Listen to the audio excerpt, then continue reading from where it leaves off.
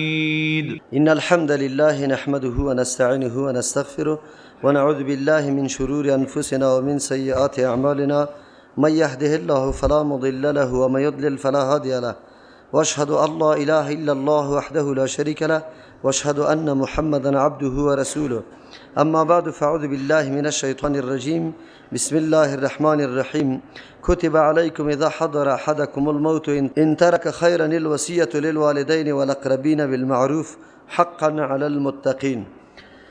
دایات قبلی الله تبارک و تعالی اهمیت قصاص، حکم قصاص بیان کرده بود. کدام تبعیض طبقاتی که در بین مردم موجود بود الله تبارک و تعالی او را از بین برد و نظام قصاص در شریعت اسلامی بیان کرد. در اسلام یکی از جمله برنامه ها برای حفظ نفس انسانی مسئله قصاص است. گفته بودیم 5 چیز در زندگی انسان خیلی اهمیت داره: مال انسان، نفس انسان، آبرو انسان، دین انسان و عقل انسان. الله تبارک و تعالی برای حفاظت هر 5 انتظام خاص کرده و هر کسی که تعرض به 5 چیز میکنه الله جزای خاص را برش مقرر کرده. یکی از او جمله مسئله نفس بود. اگر سریزی تعرض صورت میگیره الله جزای خاص برش مقرر کرده که قصاص قاتل است، یعنی قاتل از بین بردن. اگرچه این موضوع یک سلسله اعتراضات در جهان امروزی ما به نام نقض حقوق بشر بالا کرده و اعتراض داره که یک نفر خو از بین رفت چرا نفر دیگه هم از بین بره.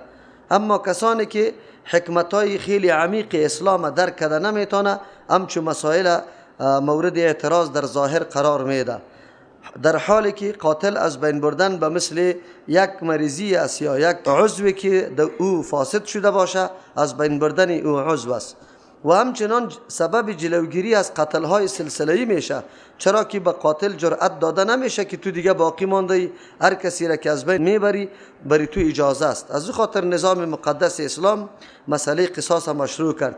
اما این برای خود شخص انسان نیست بلکه برای سلطه و حکومت سپرده شده تا شریعت اسلامی توسط قاضی فیصله قتل ازیره بکنه، قصاص ازیره و بعد از اوی قصاص شوه. نظام مقدس اسلام چیزی دیگری که در نظر گرفته شد او عفو کردن بود. عفو کردن 2 قسم بود، یکی در مقابل دیت بود، یکی بدون دیت بود. اگرچه بدون دیت عفو کردن فضیلت خیلی بیشتری داره، خود در موقعی است که قاتل نعوذ بالله از این سوء استفاده نکنه، برای از او جرأت دیگه داده نشوه که دیگه قتل را ادامه بده.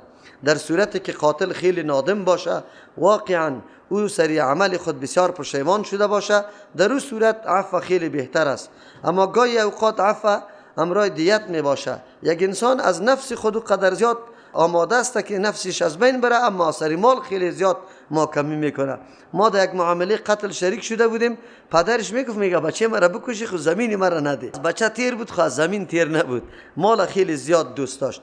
در نظام اسلام مسئله قصاص در میانه است، هم قصاص است هم عفو است، برخلاف نظام های یهودیت و نصرانیت.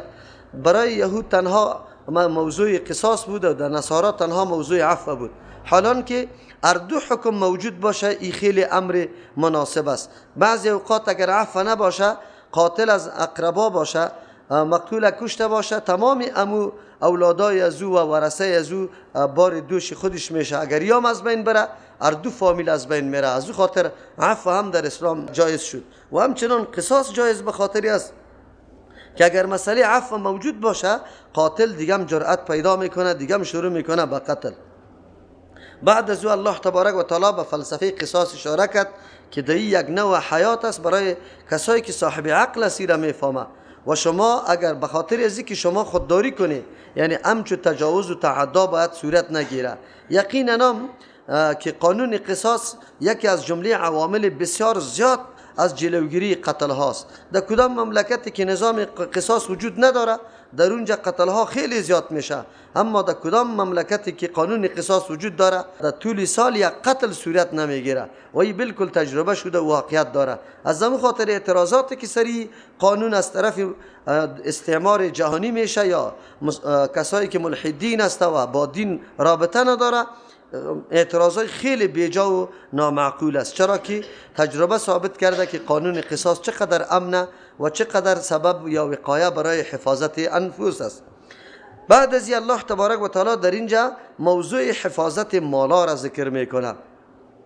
طبعا انسان وقتی در سرحد میرسه که دیگه عمرش باقی نمیمانه. اکثر در صدد عزیز که تلاش میکنه مالش با کسی دیگر باقی نمانه، وصیتا میکنه به هر کس. چرا که آخری عمرش است میگه من چی کنم بچه را، چی کنم دیگه اقارب خدا، باید به هر کس بدم که امی مال هر طرف مصرف شوه. الله تبارک و تعالی در اینجا موضوع مال، اهمیت مال اشاره میکنه که مال هم یکی از جمله اموری است که پیش الله قدر و قیمت داره. از همون خاطر از او تعبیر به خیر میکنه. یقینا مال خیر است. اگر ما سرمایه خود در جای درست استفاده بکنیم، از این که بهترین چیز یقینا وجود نداره. ما نعمتهای جنت کمایی توسط مال خود میتانیم، خود شرط است که مال در موقع درست استعمال شود، از موقع درست کمایی شود، از راه حلال و در موقع درست مصرف شود. از او خاطر در دین مقدس اسلام آنچنان که نفس قدر و ارزش داره، مالم قدر و ارزش داره. از همون خاطر است که الله تبارک و تعالی قانون وصیت عالی برای ما بیان میکنه برای حفاظت مالای ما. چرا که بعضی اوقات انسان در حالت مرگ که میرسه، در قصه دیگه چیز نیست، مال خود در طرف توصیه میکنه. الله تبارک و تعالی در اینجا قانون برای ما بیان میکنه که وصیت تا چی اندازه برای کی و چه قسم وصیت باشه. یکی از امور ضروری که انسان از دنیا سفر میکنه موضوع وصیت است. انسان وقتی در مرگ نزدیک میشه، بلکه قبل از مرگ باید وصیت داشته باشه. در حدیث هم تاکید از این آمده. آلی وصیت برای کیسته و چه قسم، از چه چیز وصیت میشه؟ وصیت ها یکی از اموری است که در عهده انسان باقی میمانه. مثلا قرض کسی سر انسان میباشه. قرض دو قسم است از مخلوق، یعنی قرض بنده یا قرض الله تبارک و تعالی. تاسف در اینجاست که مردمای ما آنقدر در تاریکی زندگی را تیر کرده میباشه که این موضوع را قطعا جدی نمیگیره. شما باور بر الله بکنی، ملام که وفات میکنه فقط توصیه برای اولاد خودی میکنه که جمعی و چلی و سالپرگی مرا خوب بکنه، حالان که سر از این قرضا از مخلوق الله موجود میباشه و این توصیه نمیکنه که قرض فلانی سرم است. امیر در قصهش نیسته. در حالی که شهید که در راه الله تبارک و تعالی کشته میشه، شهید میشه، همه گناهاش بخشش میشه، خود قرضش باقی میمانه، حق بنده است. و پیغمبر علیه السلام برای حق بنده آنقدر اهمیت قائل بود که اگر جنازه می آمد سوال میکرد که قرض کسی سریزی مرده وجود داره، موجود است یا نه. اگر میگفت که بله قرض کسی موجود است، صحابه را امر میکرد که جنازهش بخونه. پیغمبر علیه السلام جنازه را نمیخوان. یعنی طور نیست که جنازهش ناروا باشه. پیغمبر وانمود میکرد به صحابه کرام که در شریعت اسلامی در نظر گرفتن یا لحاظ کردن حق یک بنده چقدر اهمیت داره که حتی پیغمبر نمیخواد که همچو جنازه را بخوانه، به خاطر که کوتاهی کرده در ادای حقوق بندگان الله. از همون خاطر است در حدیث میاد مطل الغنی ظلم. یک انسان قرضدار است ولی پول قطعش وجود داره، بازم به مو از کسی که قرض گرفته و پول نمیده، این ظلم است، این گناه بزرگ است. امروز این موضوع تا حد را مردم نادیده گرفته که هیچ پرسان نکو. پولی مردم که قرض از پیش گرفته، حتی تاریخ هم تعیین کرده که یک ماه بعد پولی تمیدم. خب پول داره اما برش نمیده، چندین ملاک خودش سرش کار میکنه. امی کار کردن که تو بری از اون نمیدی، کار بری تو حرام است. چرا؟ به خاطر که دین باید تو قبلا ادا بکنی او در صدد ازی باشی که زودتر من قرضدار از دنیا نروم. این را دین بنده میگه. دین الله تبارک و تعالی، حقوقی که از جانب الله بالای بندگان الله باقی میمونه کدام است؟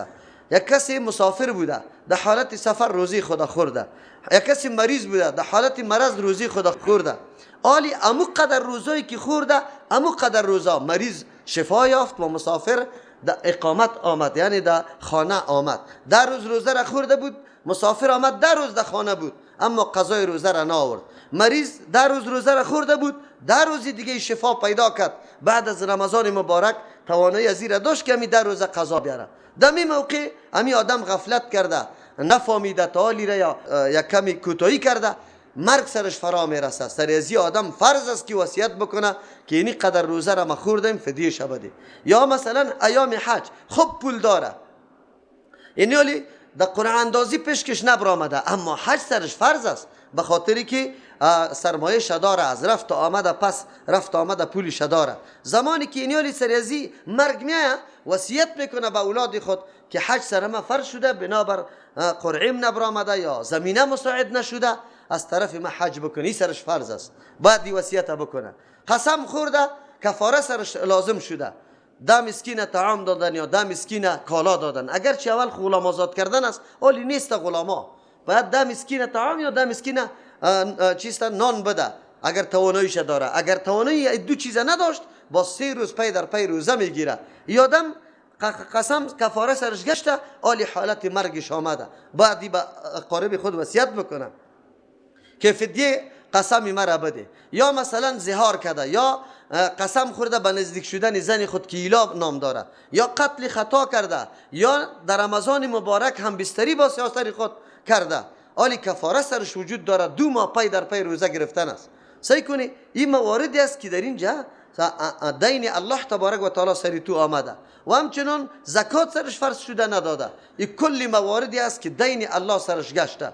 اگر یک انسان در زندگی خود باید این دیون لیست کرده باشه، اگر ناگهان وفات بکنه اقاربش بدانه که اینی قرضای الله تبارک و تعالی ذمه‌واری است که سر ازی وجود داره. اما مسلمانای ما بیچاره، شما باور به الله بکنید اگر عالی بفهمه که ما در حالت جان کندنش به بچای خود میگه بچای مرا نشرمانه، مردم خوب نان بده. نمیگه که من خود کفاره سرم لازم بود او را وصیت کنم، حج سرم فرض بود او را وصیت کنم، زکات ندادم چندین سال او را وصیت کنم، من خود مسئول بودم. این گپا را یاد نداره. از او خاطر وصیت خیلی ضروری است. چرا؟ این اموری است که در آخر عمر متعلق تو میشه. از امو خاطر انسان قبل از اینکه مرگ میرسه وصیت نوشته باشه.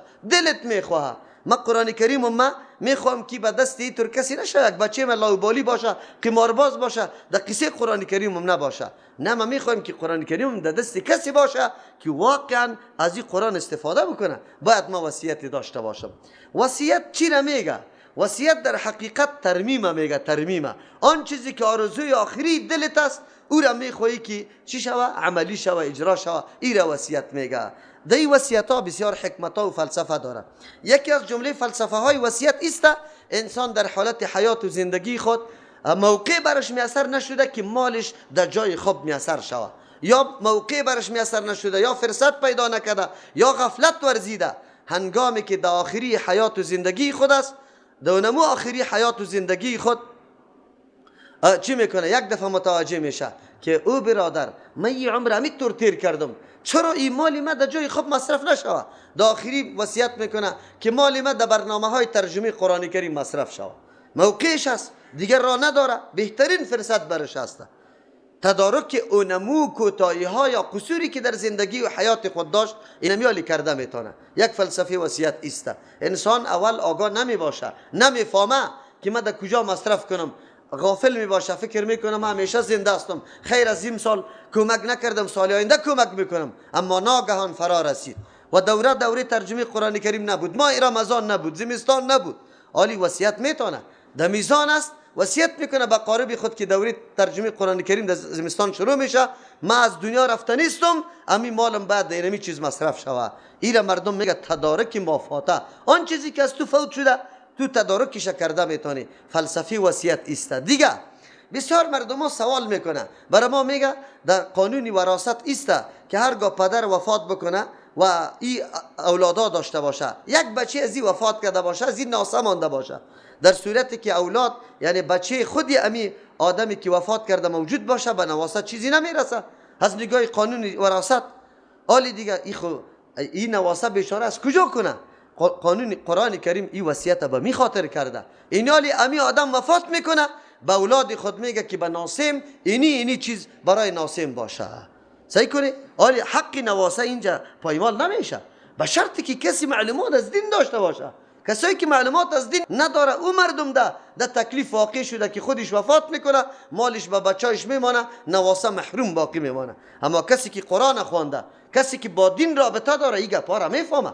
در هنگام مرگ خود، قبل از مرگ خود، در حالت حیات جور تیار است، 2 نفر شاهد میاره، 4 نفر شاهد میاره، میشانه، خط نوشته میکنه و میگه که هرگاه من وفات میکنم اینی مال، اینی خانه، اینی چیز من از نواسیم است، که بعد از مرگ بچه ها هیچ کدام تنازع و اختلاف نداره. حقی نواسه بالکل نه، بلکه از او که زاید شاید داده باشه. چرا؟ بچه ها خود کلان است، یک چیزی کار و روزگار به خود میتونه، اما نواسه خود بیچاره خورد است. این از کجا میکنه؟ اینجاست که بابکلان به نواسی خود وصیت میکنه. این فلسفه وصیت است. وصیت اینقدر ترمیمات کرده میتونه، اینقدر گپاره. یا مثلا ما خوارزاده برش نمیرسه، در صورتی که اولاد خودت موجود باشه، اوج خوارزاده داری، اولادت خوب سرمایه دار است، هر کدامش خانه، زمین، موتر، لوکس داره، خوارزاده است که در بیگاه و سبا چیزی نداره، بچه امیت است، بچه خالیت است، امو کسی که قریبی است، رشته قطع داره اما در میراث برده نمیتونه، او خیلی مستحق است، آلی تو میتونی برای از او وصیت بکنی. یا اولاد خودم که میراث از پیشم میبره، کلش مردمی بیبندوبار لچک، امی سرمایه مرا مکمل هدر میکنه، اما ما کسی از اقربا و رشته دارای خود دارم که عالم دین است، کل عمر خود وقف دین کرده، حالی میخوایی از این سرمایه ما امی قریبی نزدیکم استفاده بکنه که در کار دین مصرف میشه، توسط وصیت ایره میتونه. حالی وصیت همیشه قانون نشسته که سوم حصه اضافه کسی وصیت کرده نمیتونه. سوم حصه در مال خود، سوم حصه را وصیت میتونی. 3 لک افغانی داری، 1 لکش وصیت میتونی، نمیتونی که 1.5 لک وصیت بکنی. چرا؟ پیغمبر علیه السلام اجازه نداده. زمانی که سعد رضی الله عنه وصیت میکرد، از سوم حصه اضافه چی نکرد، اجازه نداد. یکی وارث است، کسایی که وارث باشه بری از یا وصیت صحیح نیست، به پدر به اولاد وصیت کردن صحیح نیست. او این جمعه للوالدین آمده، اگر ورثه کلش موجود است فی الحال و تو در پیش روی امی ورثه به 1 نفر وصیت میکنی، با واسطه که خودش وارث است، خود دیگه ورثه اجازه میده، بالکل درست است. مثلا در بین اولادایش یک بچهش است، او مثلا بچه است که فلج است، بچه است که تمام عمر خود مصروف در کار دین است، دیگران را جمع میکنه، برش میگه اینی را از بین اگر رضای شما باشه بری ازی وصیت میکنیم. کلگی میگه که بله امی خیلی مستحق است از ما کرده، آلی اجازه ورثه شد به وارث بالکل وصیت کرده میتونه. از او خاطر یکی از جمله موارد ایایت امی گپ است که به اجازه ورثه اگر به پدر و مادر و به اولاد خاصم وصیت میکنی هیچ کدام پروایی نداره. در حقیقت وصیت امو امری است که در آخری عمر، زمانی که تو بیدار میشی، زمانی که تو هوشیار میشی، آلی دینمی موقع بری تو فرصت میده که تو از مال خود درست استفاده بکنی.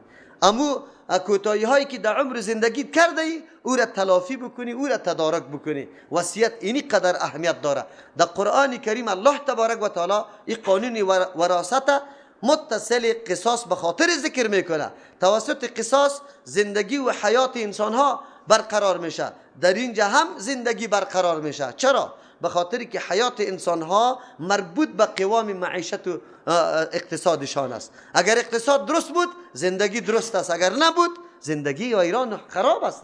از این خاطر است که در نظام مقدس اسلام مال اهمیت داره. تونسته که مال همیشه شر است، مال دشمن است، مال پیدا نشوه، مال مصرف نشوه. نه، دین برات میگه هر قدر مال که پیدا میکنی پیدا بکن. حتی در نماز جمعه متصل برات امر کرده فاذا قضیت الصلاة فانتشروا فی الارض وابتغوا من فضل الله. این احسان الله گفته، طلب بکنه، تلاش بکنه، اما از راه مشروع، از راه حلال. بعد از او در موارد خیلی نیک از استفاده بکن. کاش که تجار ما اگر با مثل امی برادرها و خواهرایی که فعلا قطعا صحیح است در برنامه های ترجمه قرآن کریم که ما در جای 20 موتر 30 موتر بگیریم، در جای 30 موتر 50 موتر بگیریم، چقدر بهتر میشه.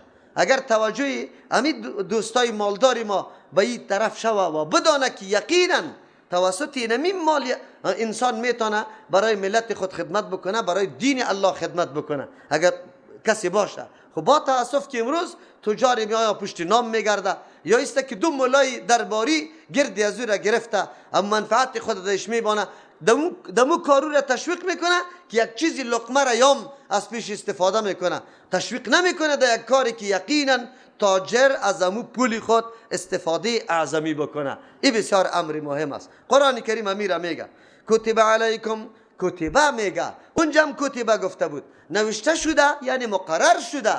از او خاطر از این تعبیر بعضی مفسرین به فرض کرده شده. فرضی است که نوشته شده در قانون و شما این واجب الاجرا است. همیشه که در قرآن کریم کلمه کتبه نوشته میشه اشاره به است که این امر واجب الاجرا است. این گپی نیست که همونطور فراموش شوه و همونطور باقی مانده باشد در طاق. نه، این باید عملی شود در زندگی. از او خاطر نوشته شده، کرده شده، مقرر کرده شده علیکم بالای شما اذا حضر احدکم الموت، وقتی که حاضر شود به یکی از شما مرگ که حاضر شود خودم گپم زده نمیتونه، زمانی که حاضر شود برای شما علامات مرگ، حالت برسه که تو حال دیگه امید جور شدن نداری او بالکل احساس میکنی که من دیگه میمرم، چی باید؟ این ترک خیرا، اگر گذاشته باشه خیره. از مال تعبیر به خیر میکنه، اشاره میکنه که همین مالت است خیر است، اگر تو استفاده درست است پیش بکنی. همین مالت اینطور نکنی که نعوذ بالله در موارد بدعتا و فسق و فجور مصرف شوه، نه، همین مالت است در دست خودت است، خیر جور کوشه. وصیت بکو که در جای مصرف شوه که یقینا در روز قیامت به دردت بخوره. بعد از اینکه تو وفات کردی پس از هم ثواب برد آمده بره و بگویی که ثواب از کجا شده؟ خیر. دوم ترجمه خیر مال زیاد میگه، اشاره به این میکنه که مال همو قدر باشه که تو وصیت کنی. اگر هیچ چیز نباشه، مالت خیلی کم است، تناب همی وارثایت هم کفایت نمیکنه و وارثایت هم خیلی گشنه باشه، اینجا باز وصیت ضرور نیست که حتما تو برای دیگه کسام وصیت بکنی. چرا پیغمبر علیه السلام به سعد رضی الله عنه گفت، وقتی که گفت که از این کده زیاد ما وصیت کنم، پیغمبر گفت نه، تو وارثه خدا اغنیا بگذاری بهتر است از اینکه نعوذ بالله سوال کننده به دست خدا برای هر کس دراز کرده باشه. این کار نکن. تو باید همین قدر و قیمتی اقاربی تا داشته باشی. بعضی مردما وی مالی مرا چرا بچه او در بخوره، بچه فلان بخوره، ایگه پارا نداشته باش، تو نیت صفا و پاک داشته باش. مشکل اینجاست که ما اقارب درست نداریم. اگر اقارب درست باشه، یک مال از کسی باقی میمانه، در دست یک عالم میفته، مدرسه از پیش جور میکنه، سعی کنی عمر ثوابی او آدم در اینمی مال شریک است، در این مدرسه، در این مسجد شریک است. مشکل اینجاست که ما تو اولاد درست تربیه نکردیم او بیادرزادای درست تربیه نکردیم، از او خاطر همه چیزی هدر میره، بیجا میره، بیجا مصرف میشه. وگرنه اگر تو از اول اهتمام کرده باشی که اولاد صحیح تربیه کرده باشی، بهترین موقع است. چرا که اولادت میخیزه، همین مالی تا در جای درست مصرف میکنه. چی فرض کرده شده است؟ الوصیت، وصیت کردن للوالدین، برای پدر و مادر، والاقربین، به دیگر رشته‌دارا، بالمعروف، به مو طریقی که معقول است. یعنی معقول کدام طریقه است؟ زیاد نباشه که سبب ظلم بالای ورثه شود. یکی. دوم است که در جای مناسب باشه. دو نباشه که وصیت‌های غلط و نادرست باشه که حالی تشریحش براتون میکنم. امروز جامعه ما مکمل مبتلا به این مرض مهلک است که همیشه وصیت‌ها برای بدعت میشه، نعوذ بالله، به دیگه چیز نیست. این بسیار سخت امر است. با تاسف علمای ما متوجه گپا نیست، ولی در روز قیامت به الله جواب میگه که حتی مقتدی خدا قانون وصیت برشان بیان نکرده. شما را به الله قسم کدام عالم برای کدام مریض گفته که این رقم وصیت بکو؟ کلا قطعا هیچ گپا را نمیزنه. مقتدی بیچاره از کجا یاد گرفته باشه؟ یک روز ترجمه قرآن ننشسته، او اهمیتی وصیت چی میدانه؟ او طریقی وصیت چطور میدانه؟ او میگه که وصیت برای کی شوه؟ از او خاطر او بیچاره نمیفهمه. پیش از او امر مهم چی معلوم میشه؟